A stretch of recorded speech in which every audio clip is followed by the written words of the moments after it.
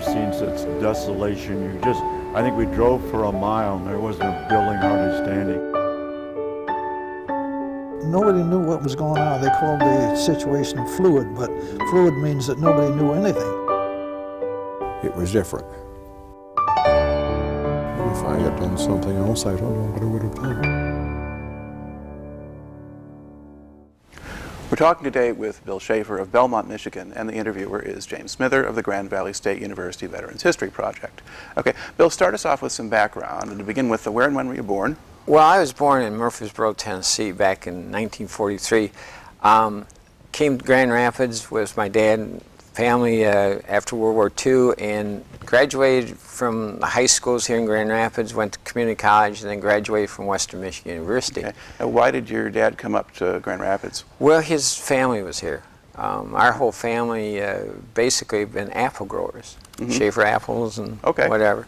And came back here and basically resided back here in Grand Rapids. So why had he been in Tennessee? Well, he was during World War II, traveling around. He was actually enlisted in World War II and then became an officer.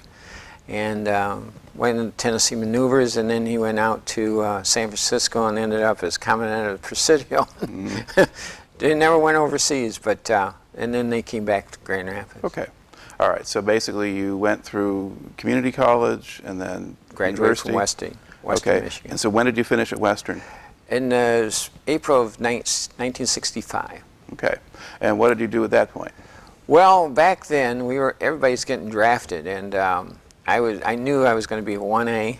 I wanted to become an officer like my dad, and took some of the officer candidate school testing, and then decided that after reading an article that I didn't want to become an infantry officer, so I enlisted, actually signed the papers, enlisted in the Air Force, and found myself being drafted. I still got the article, and I didn't show up for my draft boarding, and ended up the next week in the Air Force. Okay. Now, did it ever get straightened out? Was the Army you were drafted into? Or, yeah. Okay. Did things ever get straightened out with the Army? Nope. Okay. So as far as they're concerned, you're still AWOL. Yeah. And they could come for you anytime. Well, it's kind of old. Probably. But no, the Air Force recruiter at that time said, well, don't worry about it. Don't get in trouble. Just stay clean. And I did for a week and kept home, and found out the next week I was down in San Antonio for basic training in the Air Force. Now, what was the basic training like? Well, back then, we actually, because we had so many college graduates, our basic training flight was mostly college graduates. So the drill instructor didn't have to teach us how to make beds, how to keep everything clean, but we had to learn how to march, and that was the biggest problem we had, was trying to march. But during that time, we were taking all these different tests, and I took a language test, which German's background, and then Morse code. We took typing and all these other tests, and one day the drill instructor came up to me and says, I'm going to send you to a classroom to fill out paperwork for a top secret clearance. And I said, what's a top secret clearance? I don't have a clue. Well, come to find out, I ended up with 32 references with everything from instructors in high school to college to pastors to neighbors to where I worked and all that. And at that time I had no clue what I was getting into, but graduated from basic training when he sent me to a school up in Sheppard Air Force Base, Wichita. And I got up there, and everybody else was going to school, but I didn't go to school because my name wasn't on it. So every day I checked with the training NCO, and he said, we don't have a clue. And so about 3 weeks later, he calls me up and says, you're to report to this room at this building. And okay, I show up, and there's only 10 guys in there. And this person walks in and said, please sit down. He said, how many of you are engaged? No one raised their hand. How many people are married? No one raised their hand. How many people got girlfriends? and there was about 3 or 4 of them, and he said, well, you have to send a Dear John letter because you'll never see that girl again. And I'm thinking, oh my word, what in the world am I into? And he said also that you're going to be moved off base, you're going to be in a motel, and you're going to be wearing not uniforms, but suit and tie. And so they gave us a check, go downtown and buy civilian clothes because we had just military uniforms. The next 2 days later, we ended up going back to that classroom, and he took us downstairs underneath this building, which is about 3 stories down below.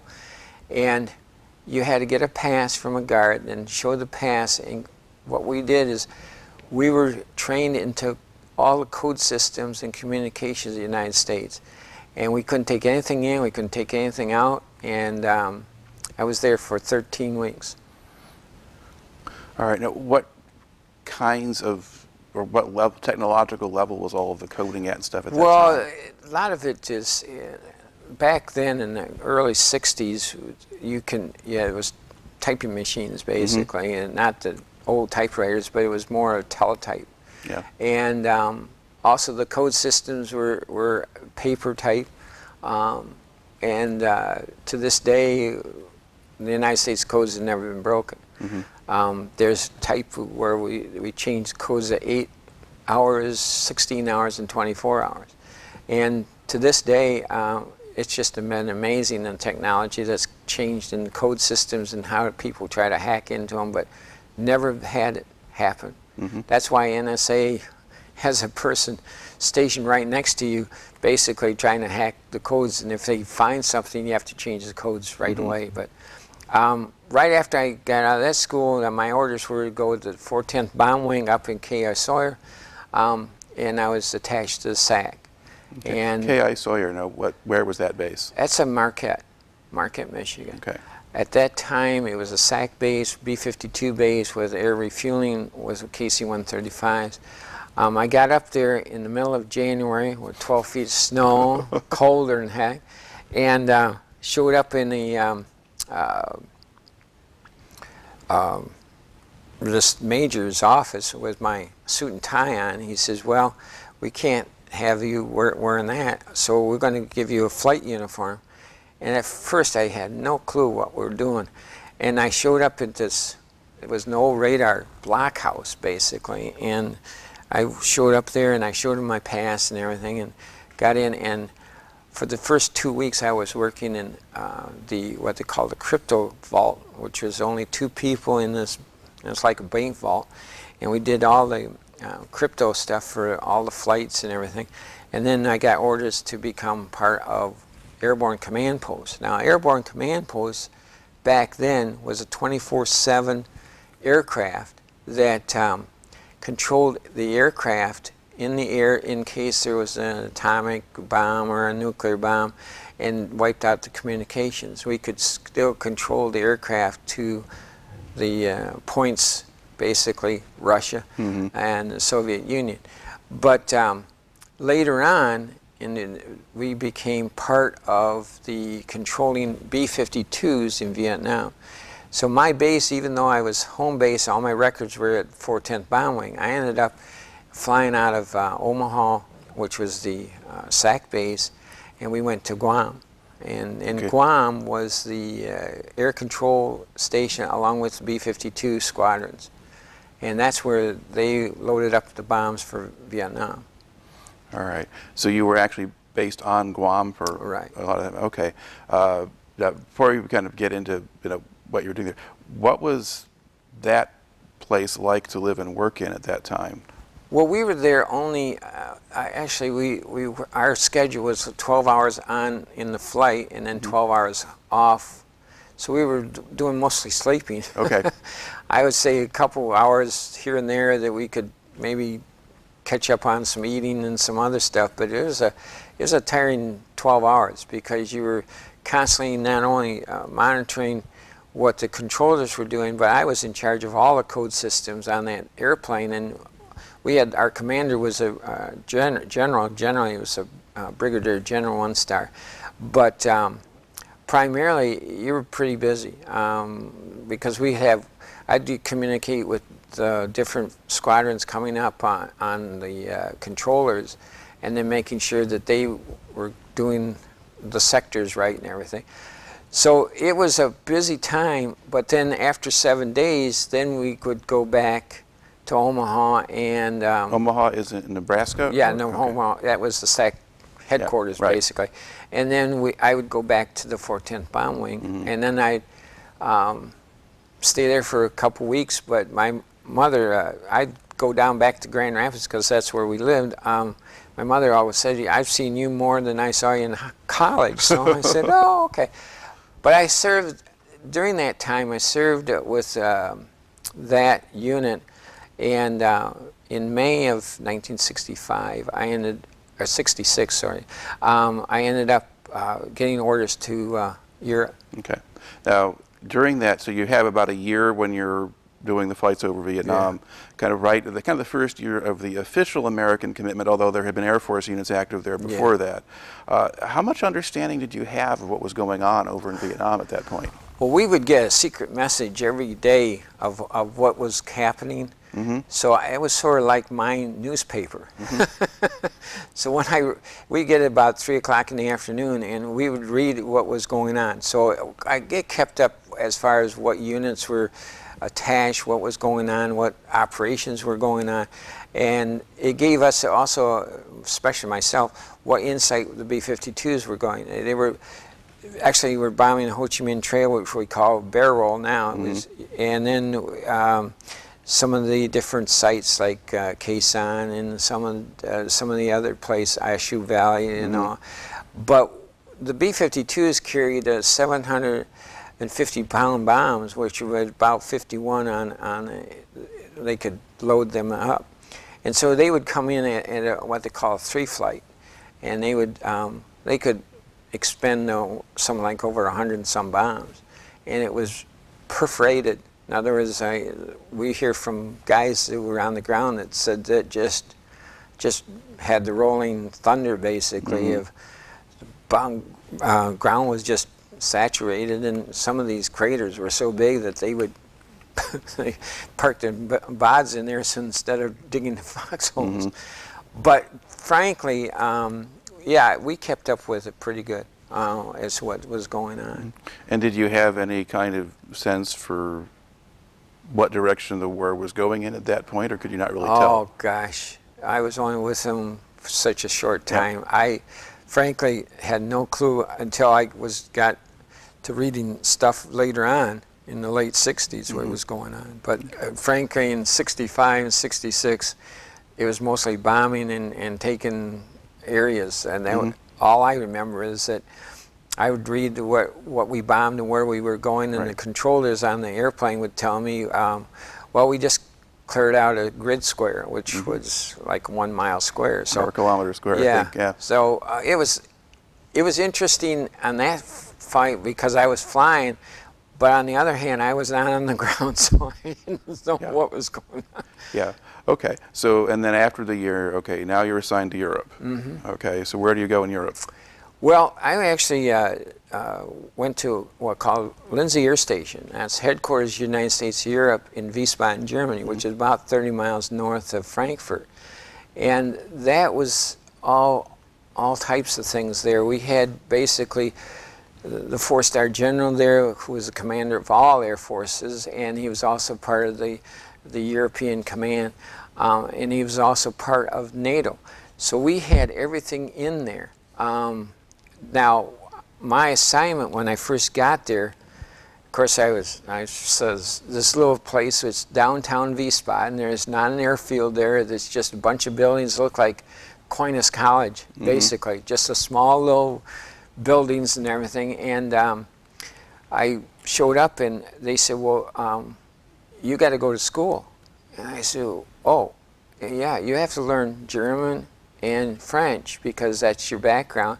You have to learn all the customs here. You have to know NATO. You have to know all the communications that were." And so I said, "Whoa!" Ended up going there through that program for 4 months, and we were also given some training in the communications of that area. but it was a blockhouse. There was no windows there. There's nothing. And at the time, I thought, this is crazy. I mean, I'm not going to get to see the whole world or anything. But you had to take, after all that training that we did, I had, my language was, I give you a typical day. I'd go to school from 8 o'clock until about 11 to understand the communications end of it and the crypto end of it. Then we'd eat lunch, and then we would work in the communications center to understand how to work with in the crypto end of it. Then we'd eat, and then we would go to language class from 5 until 9. My German teacher taught English to the Germans, and then she would teach German to us, supposedly these Americans. So it was kind of interesting. We went 6 days a week, and it went 4 months. Mm-hmm. And we started out, and interesting, in my German class, we started out with, we had to go down and buy something. And that was kind of raunchy, because I'm not understanding a whole lot of German, but for 25 cents we had to buy something. By the time we got through with the school, we were buying clothes, and we could buy cars, we could buy shoes, you know, get haircuts and all that stuff. But, and she taught us a recipe that I still use, which is kind of interesting because it's called bola, and it's with wine and schnapps and all this other stuff. And people say, gosh, this tastes good, and we don't use it here. It's a punch. Mm-hmm. But that, and then we had to learn customs. In Europe, basically the man always goes in front of the woman in the restaurant. You can always tell the tourists because the lady goes first. Mm-hmm. And there's some things that you don't do. You don't sit at the bar. You always sit in the back so you can get accustomed to what's going on. But all those different customs, I mean, we had to learn all that stuff. And then we had to take a test. And my roommate, who was actually from North Carolina, he graduated from NC State, and then we had a French Canadian who was in our room for a while. But these guys, we all had to take these tests, and it covered everything. And if we scored anything lower than 80, you would become a clerk typist, which mm-hmm. was admin. So we had to bone up, and we passed that. And then we found that I got assigned to what they call Central European Operations with the intelligence, actually Defense Intelligence Agency. All right. Now, what did those people have you do? Oh, well, well, I was saying that the first assignment was working with a person that had been there about 4 years. And our first assignment was to stop the desertions by the Army personnel going to Sweden or Switzerland, in Germany. And the first real assignment was that was with what's called SDS, which was called the Socialist Democratic Society, and Studenten Democratic Society. Okay. Well, the Students for Democratic Society, there was an American group like that got overemphasized as being important by the feds back home. But this was a German group? This was a German group. Okay. And they became a little radical in that they wanted to change some of the philosophies and some of the things in the German universities. Mm-hmm. But they also became really quite the group for protesting against the German involvement backing the United States in Vietnam. They got into the radical areas that they wanted more women to be in the universities. And my first assignment was to go to their convention. And it was their whole idea was Mao Zedong. It was the Little Red Book, which was a cultural book that Mao Zedong wrote. And they ended up saying to us, and they had all these posters and everything out there, that this is what we want to do. We want to have get the United States government and the military out of Germany. So that's why they got into this desertion.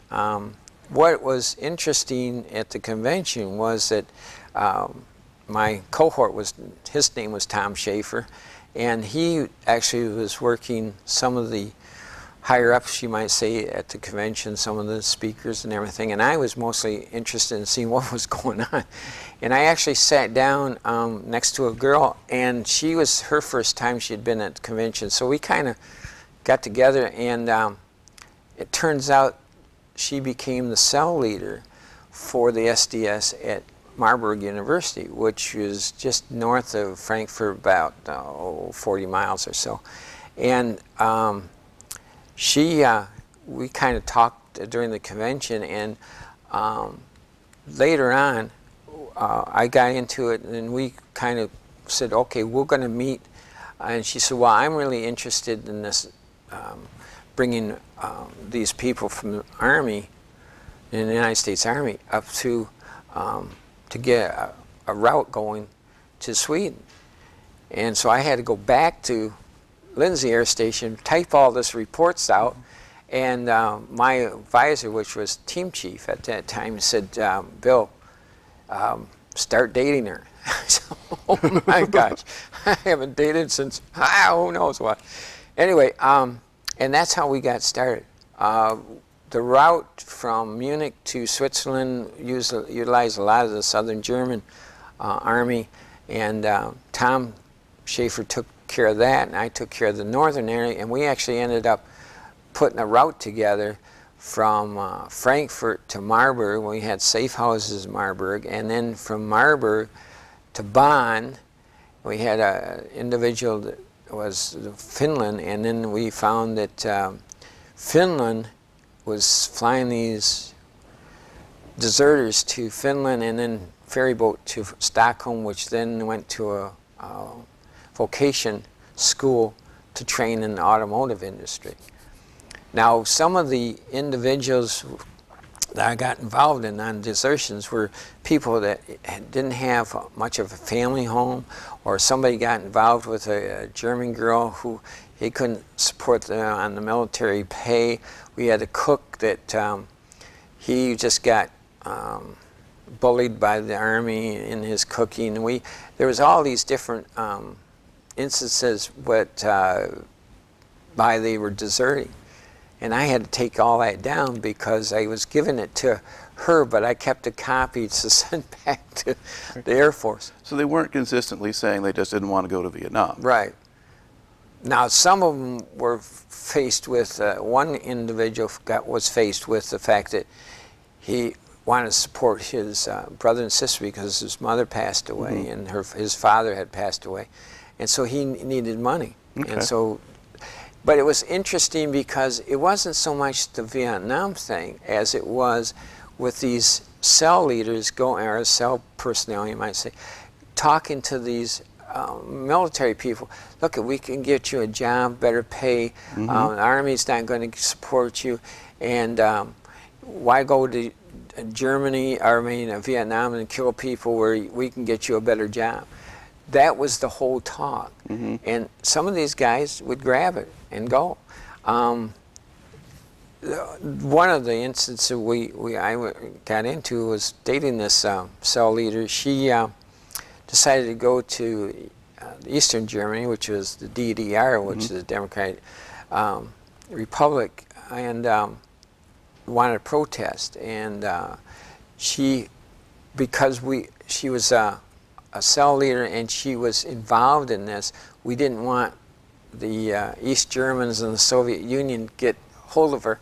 But she went over there and she got into a protest, and she ended up in the hospital in Erfurt, Germany. And we had to figure out if we were going to get her back or how, and we came up with a plan. And using Canadian passports and the Russian uniforms, we were able to get her out of the hospital in Erfurt, took her to Dresden, get her on the train to Prague, and then with Prague we coordinated with the embassy, and we flew her back to, using the embassy plane, back to West Germany, and she passed away. But meanwhile the cell was still running desertions, and we had to go through and close that down. And how we closed it down was we actually put out a thing with the Army. Basically, it was mostly the Army. We never ran into a Navy or Marine. But we closed it down, and we never, I think I got a couple after 1967, but yeah, we closed that pretty well down. Using other agencies such as the CID, which is the Criminal Investigation Department of the Army, and then the OSI, which is the Air Force Special Unit. Okay, but it is sort of interesting that, you know, the worldview at the time was one that said, well, you know, the Soviets are controlling everything and so forth. But clearly this woman and her group, they didn't like anybody. No. If they're going and protesting in East Germany and she's getting herself beaten up over there, okay, it's a reminder things are a little more complicated than we think they are. Well, that was my first assignment. And the second one, and I could go on and on, but the second one was more interesting because of the fact that we ended up getting called up about, just after I got back, about 2 or 3 weeks later, that the United Nations needed some help in manpower, and somehow I got selected along with my roommate. We got selected.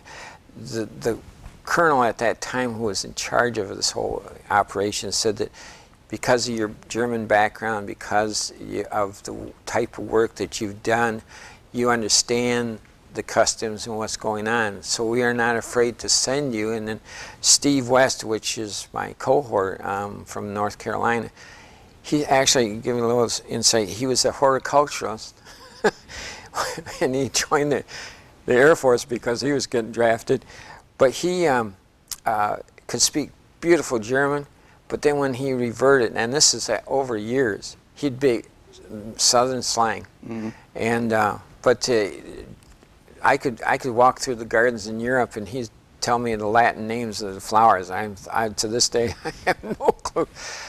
But he and I got assigned, actually we were called into a meeting, and 2 UN personnel were there and said that you've been selected to work with us. And we didn't have a clue. And the colonel and our team chief said, you'll be paid by the United States government, but you can't ever put us back that you're part of the Air Force or any of that stuff. And we said, oh my gosh. So the next assignment was we had to go to Vienna, Austria. And that's where the Atomic Energy Commission at that time was stationed in what's called the Royal Hotel. And there's only 5 countries that had the nuclear weapons. There was Russia, Britain, United States, France, and I think China at that point. Did they have it yet? China didn't have. I can't think of it. But anyway, there was 5 nations. Canada. Okay. So those 5 nations had formed the Atomic Energy Commission, and the United Nations wanted to get down and get a treaty so that any nation coming on board with the atomic energy systems and everything would then be what's called the Nuclear Proliferation Treaty, which resulted in that in 1967. But this is a spring of '66, and we were given an office, and this individual, she was the head of this agency that was for inspections and nuclear inspections and all that. And at that time there was only a few people, and we had to work closer with her. And we also had to go, after about a week, we had to go to Salzburg, Austria, to because they were having a meeting of the top 5 countries to start this treaty, and we were involved in that. Listening to them, what's going on, what they were trying to concentrate. Well, biggest thing is we got back and we started figuring, okay, what we were doing and everything, and she kind of laid out what our parameters were going to be and what we were doing, because they had no clue who was processing the uranium, who was processing the type of things. So we had to go through and do some research with some of their inspectors that have already been in Eastern Europe and everything. And the biggest thing is to find where the processing plants were. And we had to go to Czechoslovakia and Hungary and a couple other countries, Poland. we found a processing plant in southern Poland, which was actually right by the border of Russia, that was near, oh gosh, I can't think of the name now, Odessa. And that was a processing point. Odessa is way off on the Black Sea. Yeah. So that's nowhere near Poland. No. Okay. And then the other thing we discovered was the uranium was moving out of Czechoslovakia to Romania. And I'll give you a little insight. Oh, geez. Sorry about this.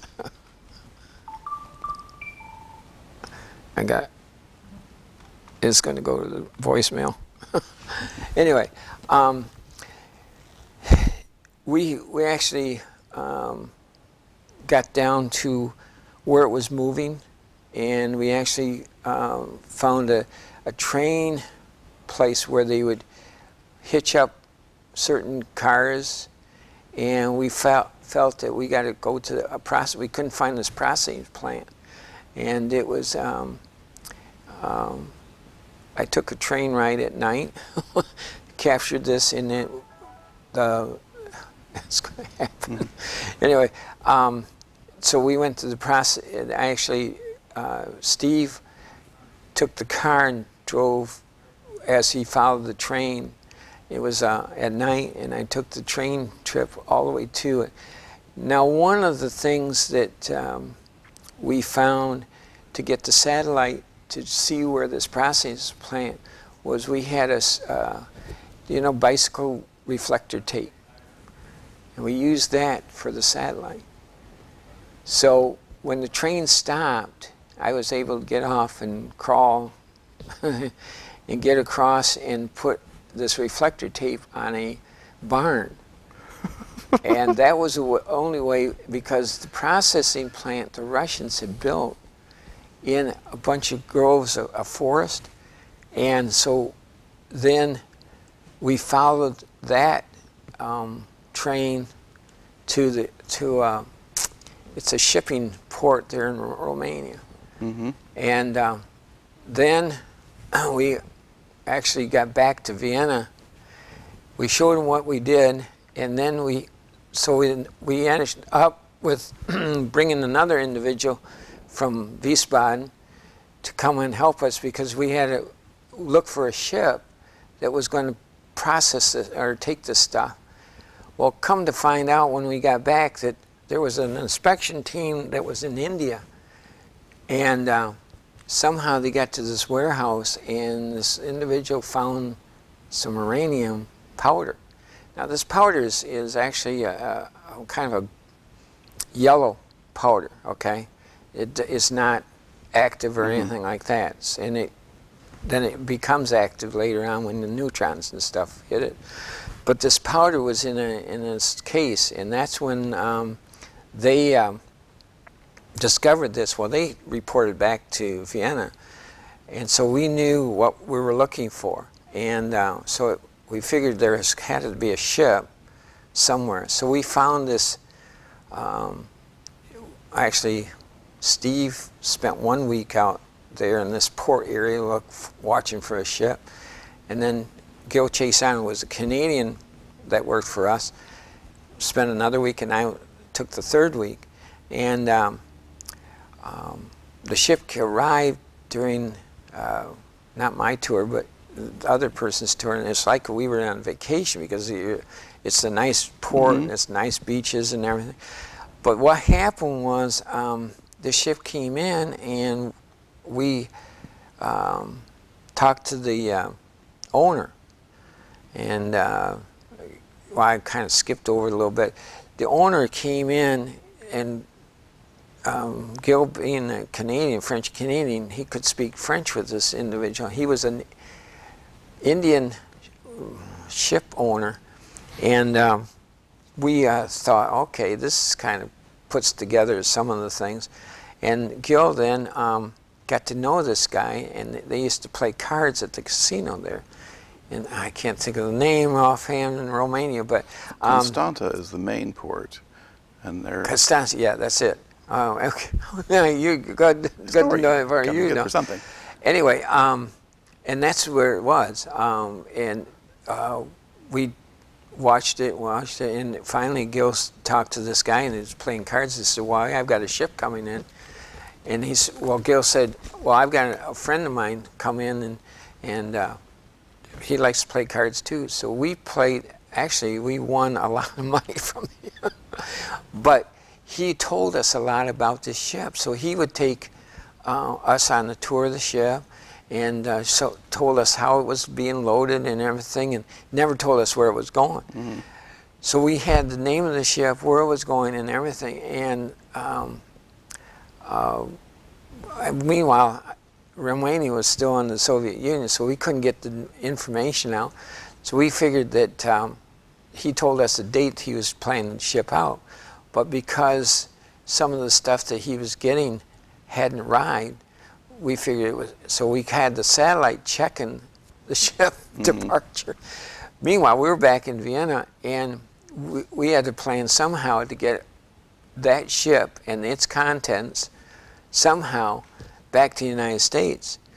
So we worked with the British Admiralty to get what the ship canal is from down to Bosnia, which is Istanbul, down that way, through the path of Greece and into the Mediterranean, because we knew that it was going to go through the Suez and to India. So we had to put this all together in a few days, and we found that working with a couple of agencies of the government, that they said, well, we have somebody that could help you. And come to find out, it was the Mossad, which is the Israel group. And I said, oh my gosh, I'm getting into too deep on this one. But they were going to take over the ship, and we at sea, and then take it to Le Havre there in Israel. And we did that, and this is in '67. And the person who was in charge was a girl. And I tell you, to this day, I really respect those people, because she knew she could speak all these languages. But we worked with her, and we told her what we wanted and she said, all you have to do is meet us in Le Havre. Well, Le Havre is a town in France. Do you mean Haifa? Oh, Haifa. Yeah. Haifa, sorry about it. Yeah, Haifa. And then, but you're to meet us there. Everything else, well, we told her where there's an aircraft place for her helicopters and stuff, because Greece is NATO, so is Turkey. So the Greeks said no problem. We said it was an United States Air Force operation. We didn't tell them it was Israel. They got the ship. We got into Haifa, and that night they unloaded a lot of the stuff, and we took this to David Air Base, which is about 30 miles from Haifa. And we had to coordinate this, and we had a aircraft from the United States Air Force there. We loaded a ton of stuff on that aircraft. There's a couple that we couldn't, so we gave it to the Israel Atomic Energy people, and we flew it to White Sands. And then I ended up going home for about a week, and then back to Europe and back to Vienna. But out of that, we found that this stuff was going from Russia to India, and India had any nuclear thing going.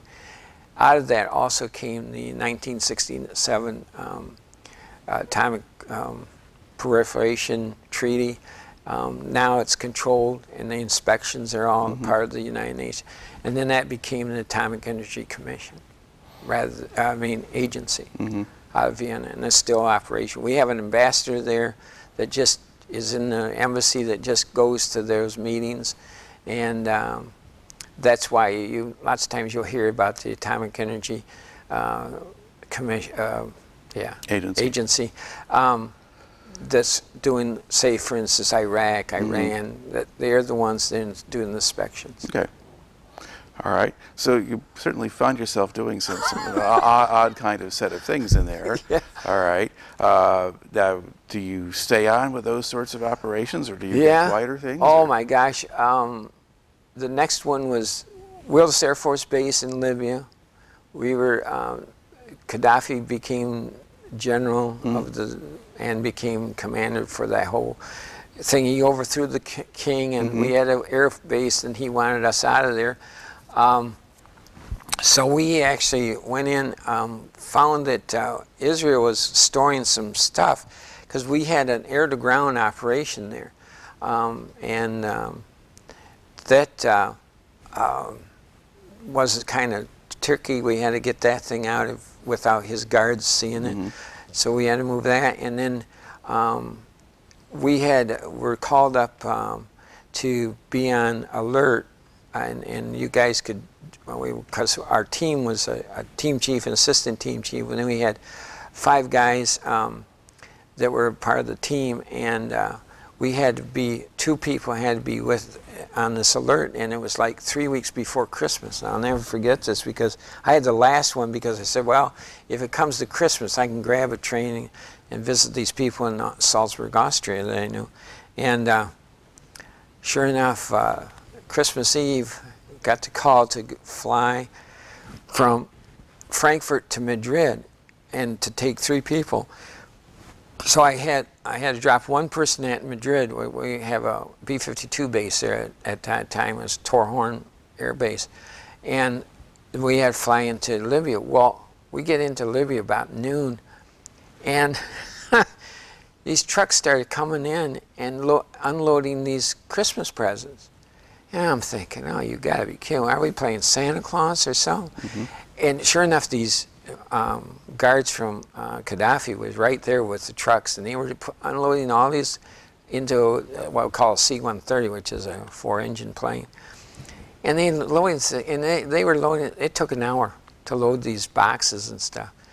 And we said, well, we'll go out and eat something and come back, and we did. And finally got it all loaded, and the pilot takes off, and then he calls me up to the front, and he gives me a letter. I open the letter, and it's all the codes of the United States are in those boxes, and we have to tear them open, take a page count, take what they were and everything, because we were going to drop them off in Spain. So all the codes of the United States for Gaddafi never touched him. And then I made it back on, well, actually Christmas Eve night, and then went down to Salzburg, Austria. But I tell you, that was interesting. I thought I was playing Santa Claus. But that one, and there's all kinds of other ones. The one that I kind of was fun to do was with Shirley Temple Black. She was our ambassador to Czechoslovakia, and then at that time Czechoslovakia was trying to be liberal, and then of course the Soviet Union wanted to. 68, yeah, that happened. And they invaded Czechoslovakia. Well, that night I had just gotten back from the Royal Air Force meeting in the Netherlands, and they called me at 2 in the morning, said, you got to come to the blockhouse. Oh my gosh, here I am. So I get over there, and we start reading these reports. Now, one of the things that happens in the intel, you get all different messages coming in, and some of these messages say, well, we have heavy equipment on the railroad passing this position in Czechoslovakia or Romania. Well, the next thing we know is they're going in Czechoslovakia, and the Russian Air Force or Soviet Union Air Force was flying this equipment into the airport, and I said, oh my gosh, we got to get in there, because we got the embassy, and when the embassy shuts down any place in the world, there are certain people that have to go in, okay? Because you got to protect the codes, you got to protect a bunch of other things. So I selected my roommate.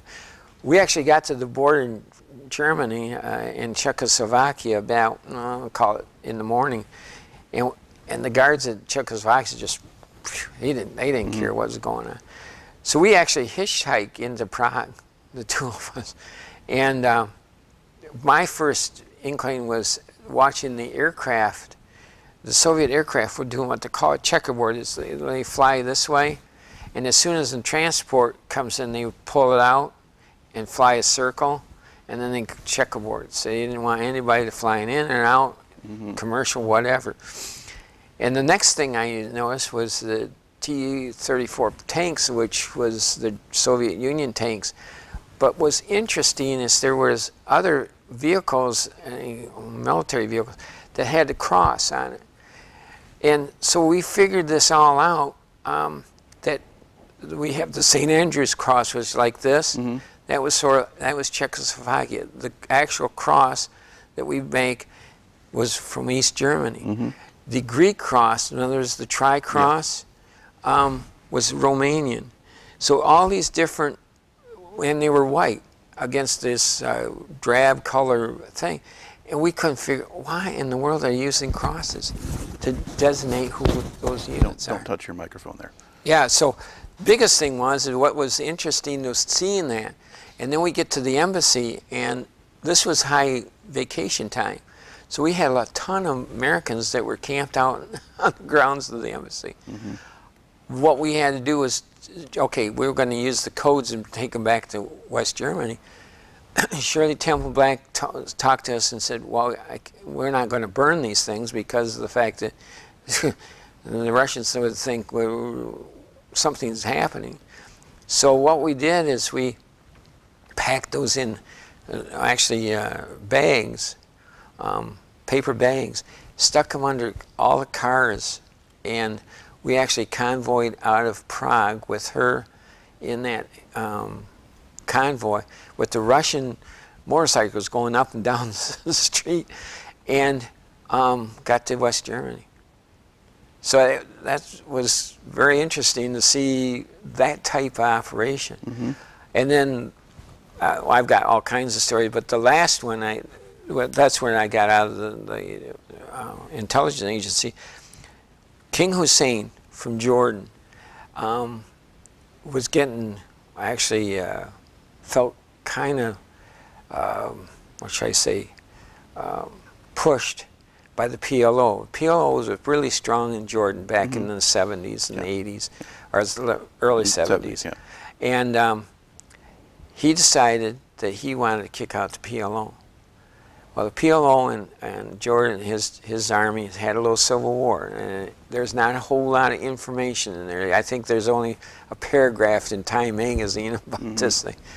And so they got in a civil war. Well, the American embassy started moving people out, and we were sent in to move the people out using United Arab Airlines.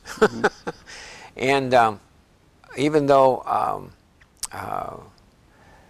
we had these airline, I mean, it took off, he had oil coming out of the engines, so, you know, what the heck. But we got at the airport, and his army surrounded the airport. That was the big thing in the Middle East. So whoever controls the airport controls the country, because that's where your supplies and everything else come in. So we had these Americans, and we were waiting for the airplane, and my partner, we used to carry attaché cases with M614s in it, and we used to carry a 7-nose handgun in our shoulder holsters. When it used to be, we could get on any airplane, but now you can't do that. But anyway, and he said he was following what I was doing. We saw this guy fall down, and we heard gunfire and everything. So I ran out, picked him up over my shoulder, and I'm running back, and he said he was firing over my head, but who knows. And the airplane comes in, we board the airplane, and I get in the seat, and I see that I got blood coming out of my shoe. And I thought, uh-oh. And it must have been either a ricochet bullet from the PLO or whatever. And I said, oh my gosh. So I get back to Rome. We flew into Rome, got these people off. I went to the hospital, and they bandaged it up, and I said, okay.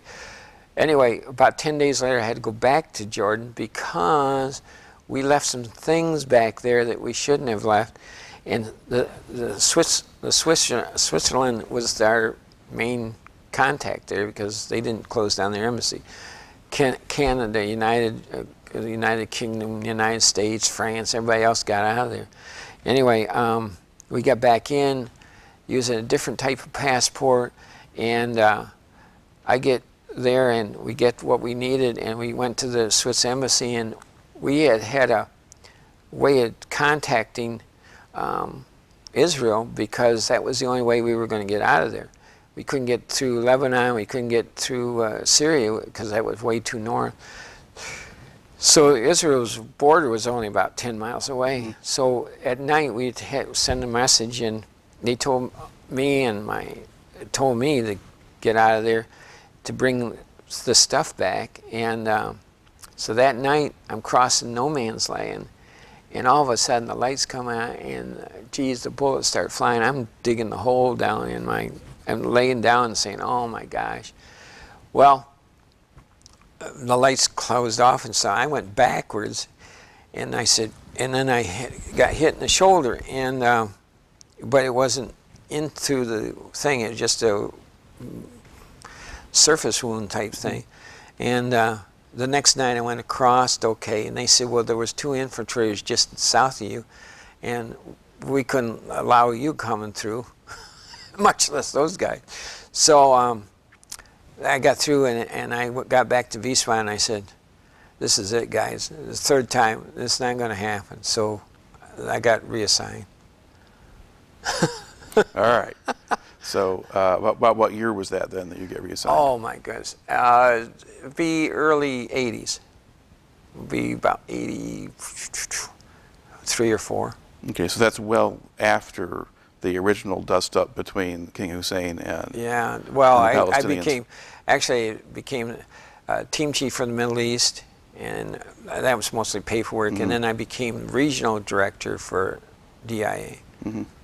That's when I got, and I said, okay, it's this time to get out of this mess.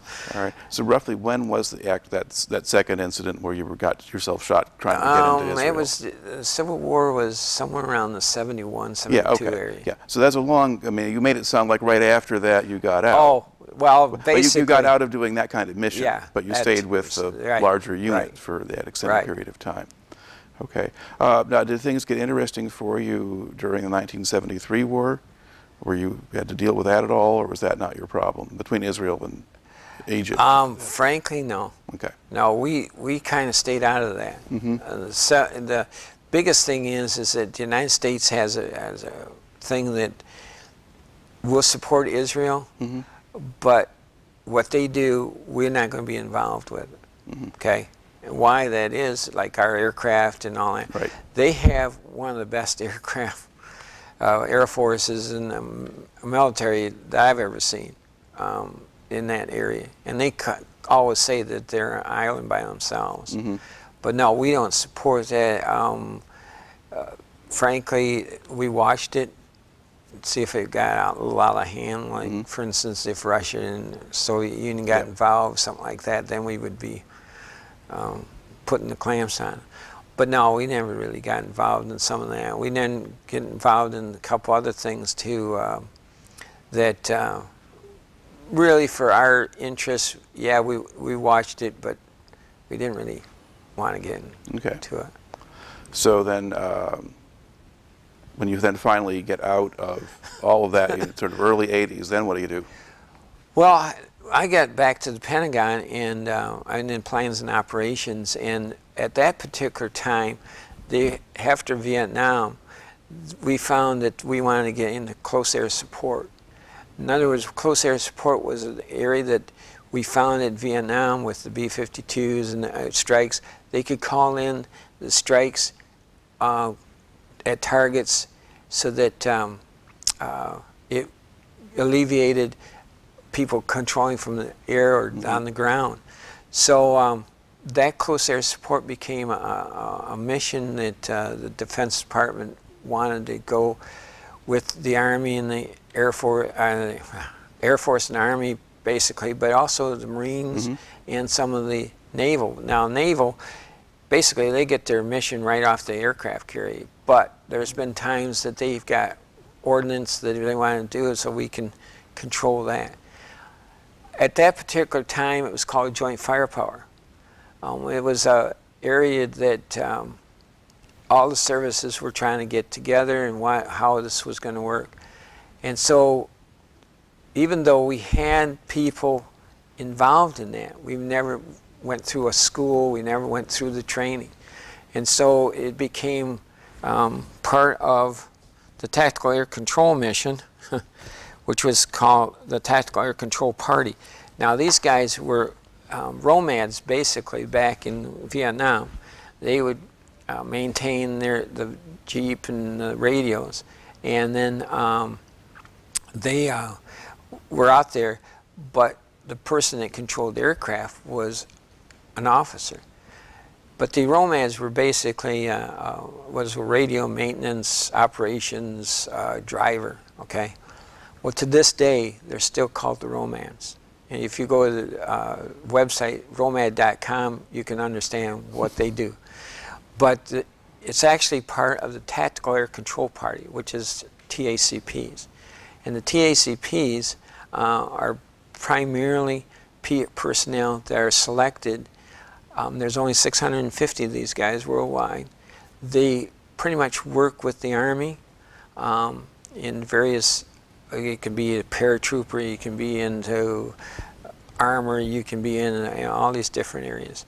And they are the ones that call in the airstrikes. They'll sleep during the day and work at night, primarily. They give you a little instance. When we did Grenada, they parachuted in with the 101st. They're the ones that controlled the aircraft. Even though it was on a phone line, they still controlled the aircraft through the phone line. All right. Now, when you're talking about air support, I mean, you've been working with, you know, B-52s before, high-level bombers and so forth that would bomb areas. Yeah. But Grenada is a dinky little island.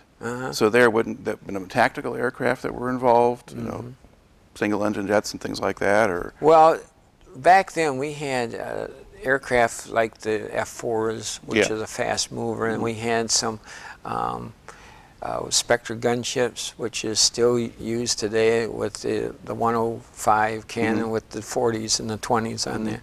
And a Spectre gunship can take out a pretty good square meter. So even though we had a couple of those and we had a couple of the jets, basically we called in mostly support from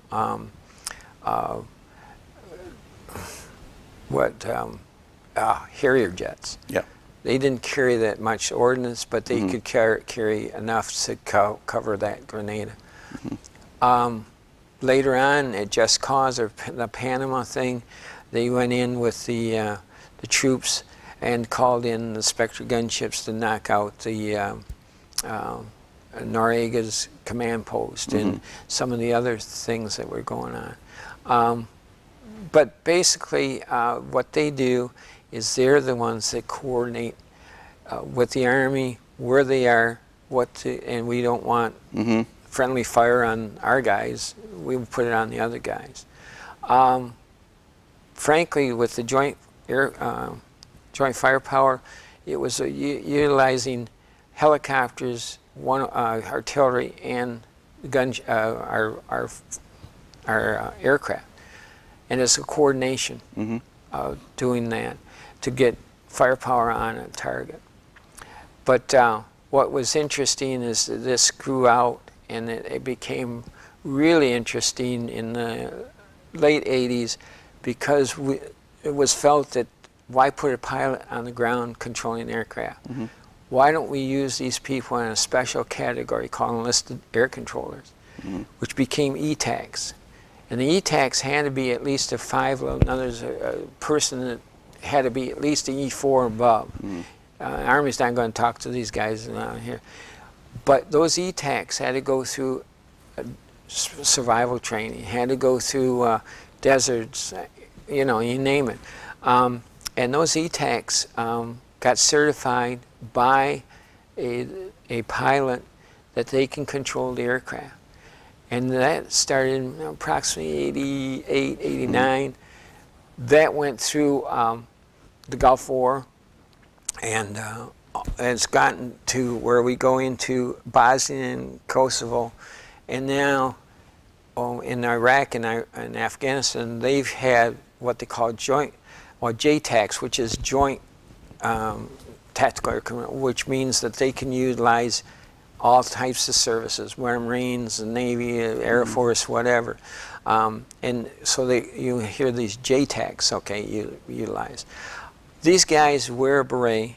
They have a special unit. The beret is basically, the patch shows a blue field and a green field. And the blue field, of course, the aircraft, and the green field is ground. And then with a red outline, which means firepower. And then they have in a flash which says TACP, United States Air Force. I wear that because there's just so few. Mm-hmm. You never see these guys much at all down in the bushes. They're up somewhere on a hill controlling aircraft. There's been articles, they've won all kinds of awards and everything, but biggest thing is that the training is such that they are out there by themselves. Sometimes it's two-man, sometimes a single man. And then you see some of the higher ranks working at a division or a corps area. Mm-hmm. But very rare you see these guys. And even though before the Army got their berets, these guys who had the black berets were always, oh, these are special guys. Mm-hmm.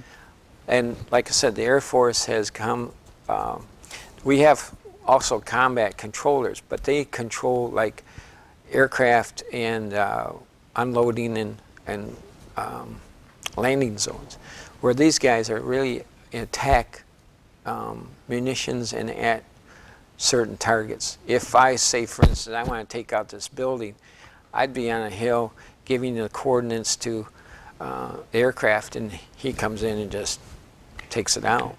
Now, how does this relate? I mean, certainly in Vietnam on a very large scale, but also later on in Iraq and Afghanistan, you have an awful lot of personnel who are able to call in airstrikes and so forth. Now, are the guys in a unit like this, I mean, do they take those and work with them, or what's the relationship between individual squads will have radios and they need to call in air or something like that? Well, what happens is that you have, at the battalion, you have a headquarters, okay? Mm-hmm.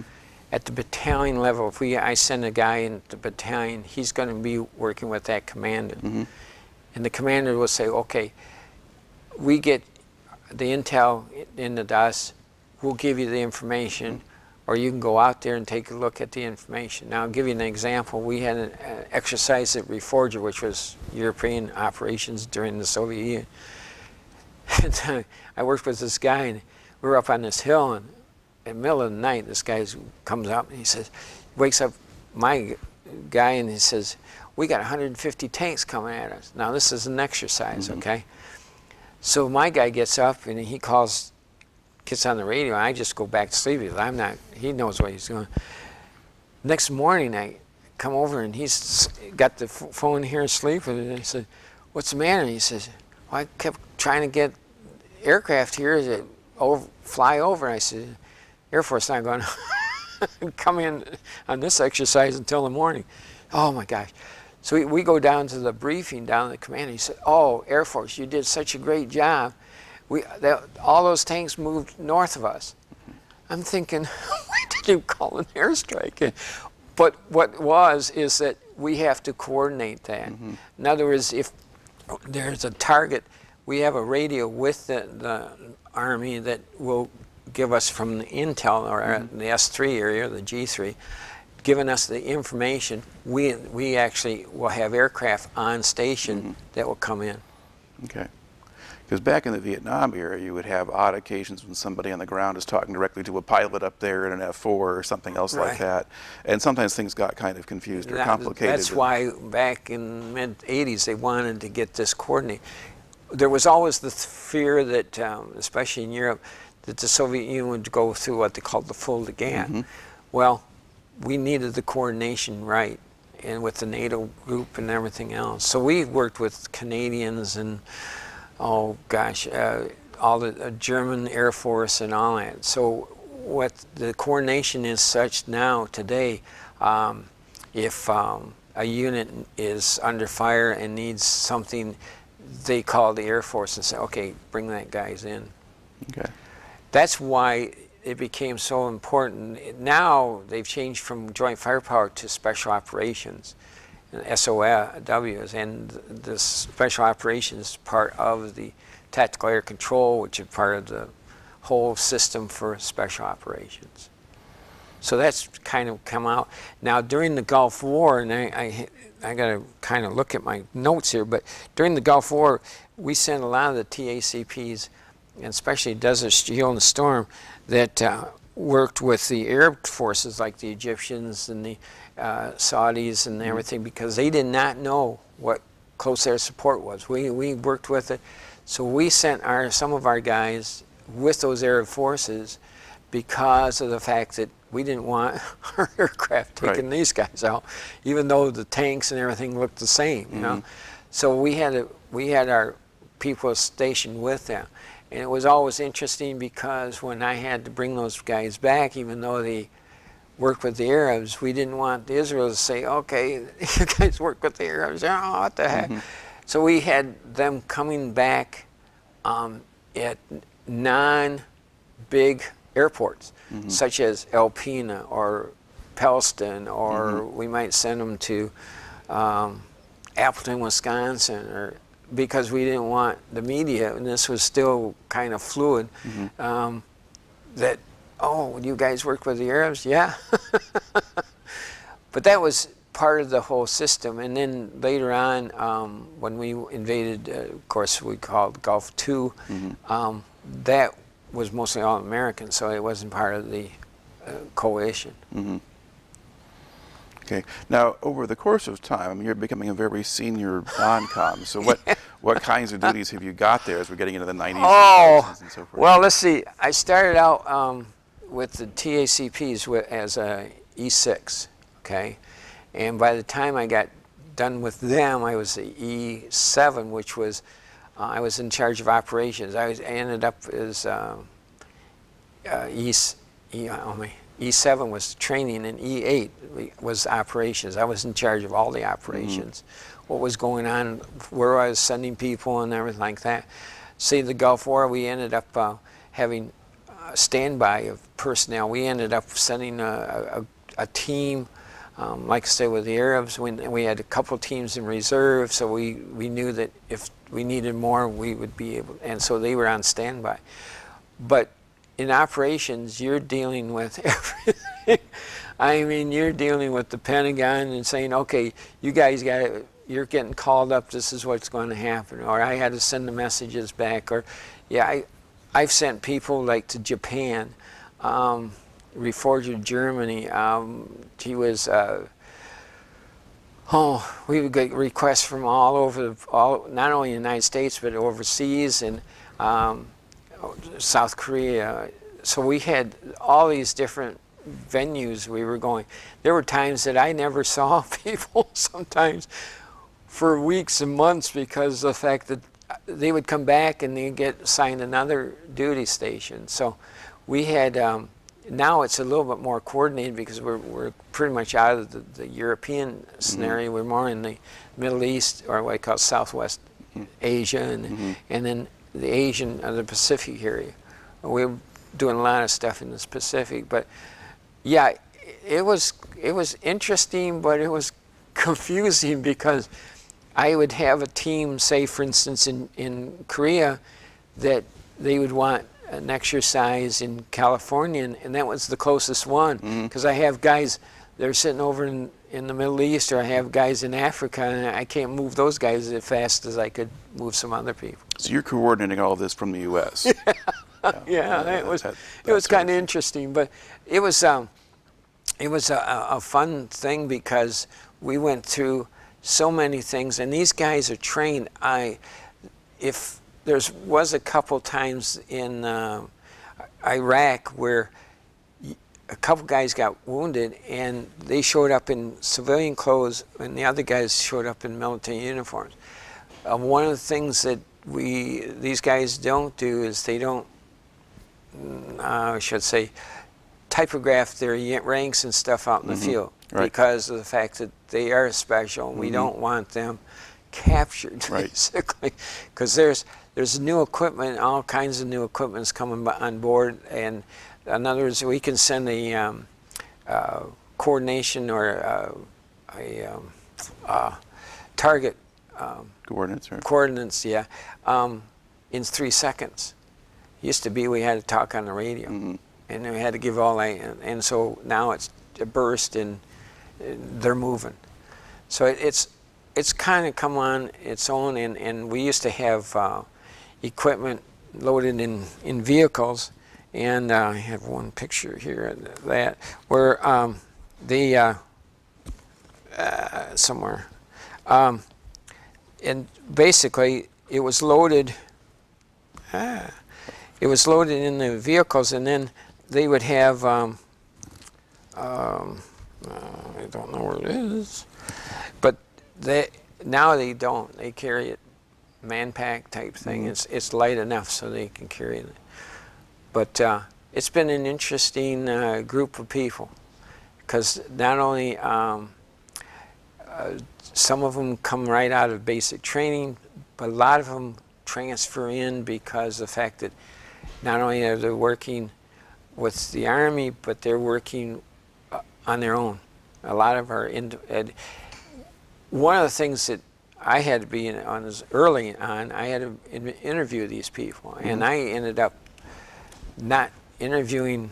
I had the people on the field doing the interviews, and I was the last one because the washout rate is so high in going through this school that we didn't want to go to have a person that think, oh, he's the macho or Rambo 4 or something, and so we wanted him to actually, and we found that people that the quietest are the best. They don't project thing. They just do their job. That's it. And the same thing goes for SWAT teams too. The people that the quietest are the best snipers. So yeah.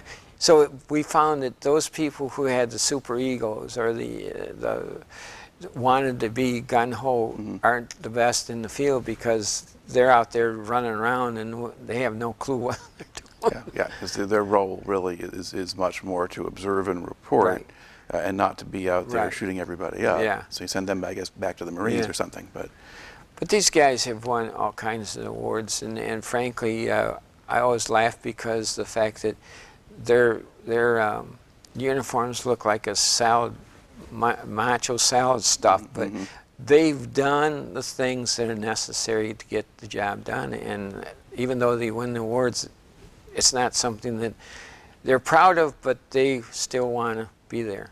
Okay. Now, you were in the Air Force a long time, and a lot of changes went on. You talked to a certain extent about the technological change and things getting smaller and faster and all of that. When I graduated from college, we still had the slide rule.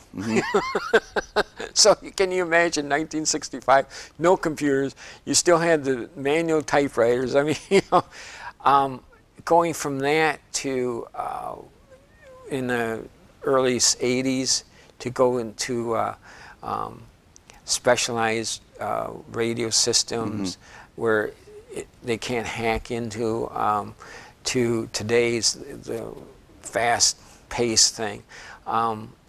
For me, looking back at when I was on an airborne command post, I used to have to type it in, and now you can voice it in. You know, so that's gone completely different.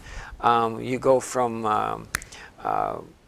the computer, which was hardly, it was these cards that were all typed out, and you had these IBM cards and you had to shove them through. That was in the late 60s and early 70s. And then in the 80s, you got into some of the calculators and computer systems that were just coming out. To give you an idea, the GPS, the first time we got a GPS, this was like in 1989, was this big. In the Smithsonian, it's hanging on the wall. Today, it's what, Yeah, the small little tiny thing. Yep. Yeah, and at that time we only had 3 satellites. Now we got 20 or 40 or something like that. But yeah, the technology's changed. I'll give you an example. Is that the new F-35 Lightning II aircraft? The technology is so much far advanced that even it just mind boggles, because the pilot really has to take off and land. Everything else is computer. In other words, if he's got a opposing force aircraft, the aircraft's going to track that thing. He doesn't have to play games with it. So what you're doing is you're going from almost back in World War I, which was just taken off. You're lucky you got to take off and land, to World War II, where you were single engine, multi-engine, to the jets, to the system of stealth and everything else. So this whole technology realm, I mean, yeah, I was in them for 34 years, but to see and it's continuing. I mean, you got drones now. I mean, think of that. You have nothing like that back even, well, they said they had some drones, but yeah, it was balloon drones. But the thing is that today, the technology is changing about every 6 months. I know from my standpoint, there were times in every 6 months we had to change. Technology change, or a crypto change, or a code change, or something like that. And just, you look at it and say, well, let me take a look at that guidebook, because I have no clue what you're doing. Oh, well, you have to go to school for that. Oh my gosh, okay. But no, yeah, I grew up with the old slide rule and the old typewriter, and now it's like amazing. You know, we didn't have cell phones. We still had that old dial-up thing, or, you know, the punch button. But I just saw something today that was interesting, is a payphone at Myers. They still got a payphone sitting in Myers. Once in a while there still is one, yeah. I've got a different kind of question. One of the things that changed in the U.S. military over the course of that time is that they integrated a lot more women into it in different places. Now, the kinds of units you were in, did they have women in different capacities, or whether in support or whatever else? Well, we had, in Europe, we had a few women. They did what they called the servicing the messages. In other words, if a message came in and it was garbled, they would service it to get the correct. But very rare. I mean, you'd have maybe, I think we had two women, and we had 2 civilian women. One, she handled all of our travel and all of our, and then the other one did all our accounting. The other ones were just the service. We needed a message redone, they would go to them. But I think in my years in Europe, I think we only had 4 women. Okay. And when you were back in the States, were there more women working in the places you were at? Yeah, well, TACPs are all men. And there's certain things that the military will not allow, and that's right, women. Certain kinds of combat roles and things like that. So sending them out in the field to do that work. By themselves. But you're back in the States, and you would have staff with you back there. Well, I really never saw a whole lot, but as time, you could see it in the Army some more. In the Air Force, they're mostly, I saw one air crew one time on a refueling, and it was an all-women refueling, but that was late 80s. Yeah. Right now, the Air Force Thunderbirds are having a woman flying with Thunderbirds, but not in the field, in the operation field. You didn't see that much. I was mostly segregated, you might say, from them. But frankly, there's been some talk of going into some of the other fields, like security police. So you're going to see a lot of women dog handlers now. You see some, of course, in loadmasters and flight engineers and stuff like that, aircraft engineers, munitions. But very rare you see that specialized group, TACPs, combat controllers, evasion survival invasion areas. But primarily, we saw them, but not to the degree that we were involved. They weren't in your particular units. I had one, I have to admit, I had one admin girl with the TACPs, but that was about it. A woman, not girl, woman. All right. Now you retire finally 2003. Yeah. Okay. What have you done since? Well, I've been with the Kent County Honor Guard, which we do funeral service for veterans, both World War World War II, yeah. Korea and stuff. We've been averaging about 20 a month. A lot of the World War II people are kind of dying off, and then we got a lot of Korean. We have some Vietnam personnel. But what's interesting is these people that are in the Honor Guard, we have a number of them in World War II, and the different Korean, and what I've been doing basically is a lot of these guys have come back from the service and that and didn't know that they were missing medals and ribbons and everything, and so I've been doing a lot of research for them. I have one individual who thought he only had one ribbon, he's got now 9. And then he was with the Marine Corps, he was Marine Reserve, he was also Army National Guard. And so he picked this up and he says, "Bill, this is amazing." I said, well, and then I had one World War II. Back in 1998, a lot of services went to what they call badges. Well, the CB badge goes all the way back to 1942, and I did some research for this individual who was in World War II. He is so proud wearing that CB badge. We have a couple other guys that I did some work for who are just amazed at what they receive. Well, we have one individual here in Grand Rapids that earned 13 combat battle stars in the Navy ship during World War II. So a lot of these, it's just been interesting. I have one individual on the Honor Guard. He came up to me and says, "Well, I went over to Honduras, but I never received overseas ribbon." So I did some research. Well, back in Honduras was also during the little guerrilla warfare was going on. Well, come to find out, his unit was sent by the president as a U.S. aid mission to build schools. He was an engineering unit with the Army. But then in his combat thing was under the CIA. So when he got back to the States, they didn't recognize that he was overseas. And he says, "Well, how can they do that?" I said, "Well, that's because the president decided you were an aid, U.S. aid." So all these been interesting. I mean, to do the research, look at, it's easier for the Air Force and Army to look up the units. It's so hard with the Navy because you can have 3 different enterprise ships, World War II, Korea, and now the other one. So you have to go by the keel number. Or you get the Marine Corps, well, even on the Marine Corps, you had units that were only in existence for 6 months.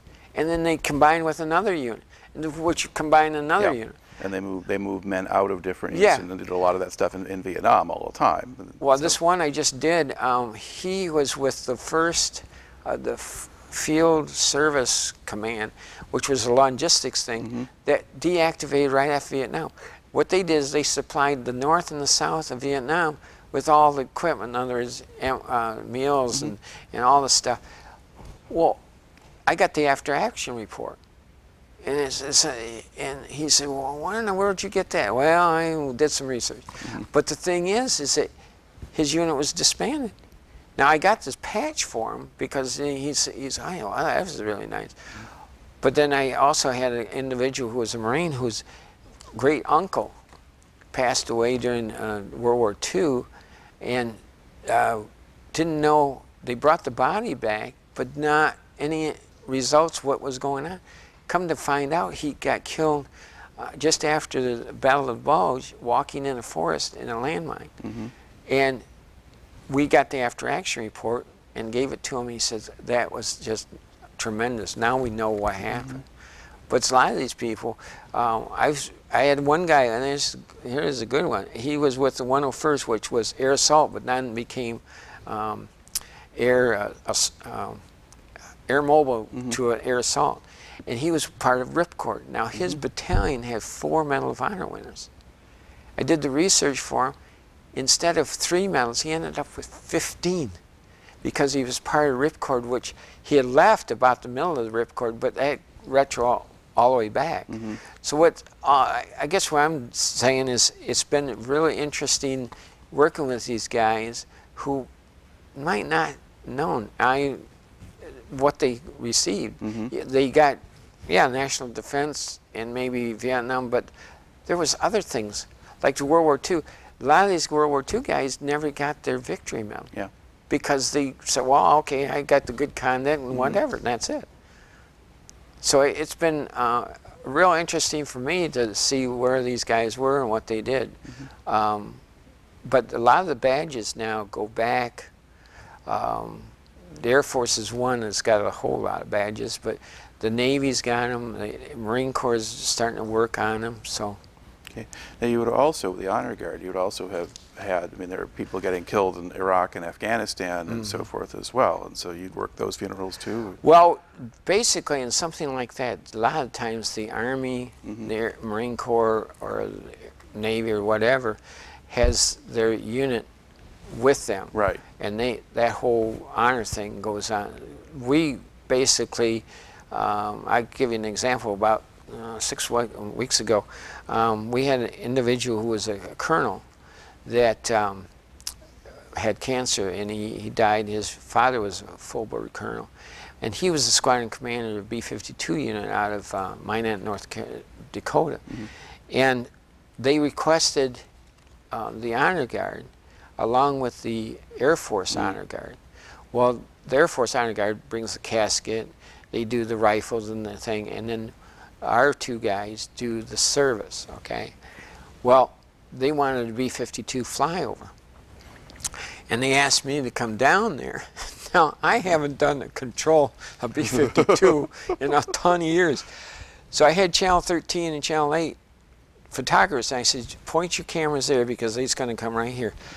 Well, the guy gave me the radio and said, okay, we got the channel up, and so he calls in, and he's called Frozen 11.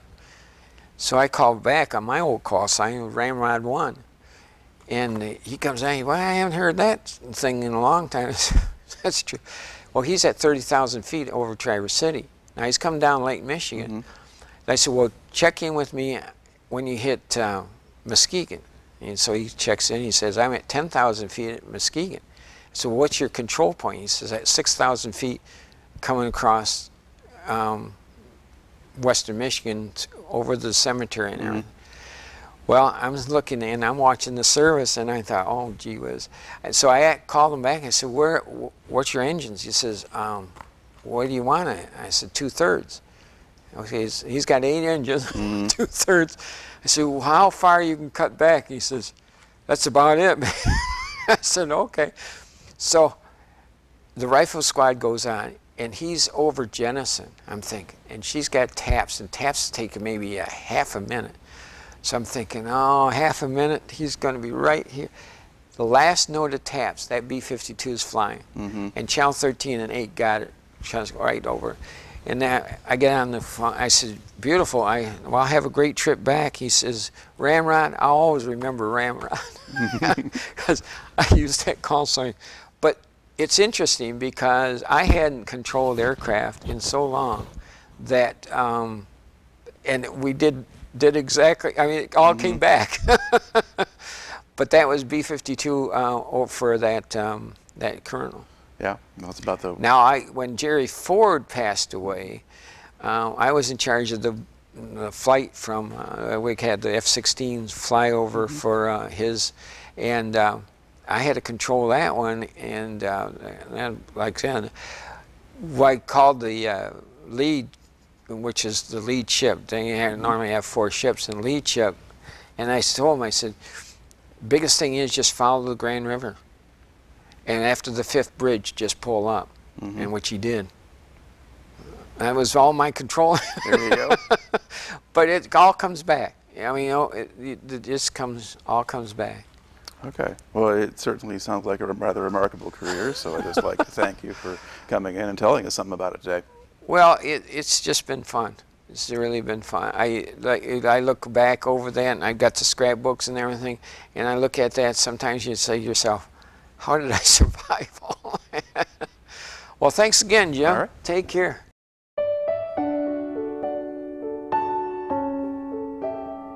I never seen such desolation. I think we drove for a mile and there wasn't a building hardly standing. Nobody knew what was going on. They called the situation fluid, but fluid means that nobody knew anything. It was different. If I had done something else, I don't know what I would have done.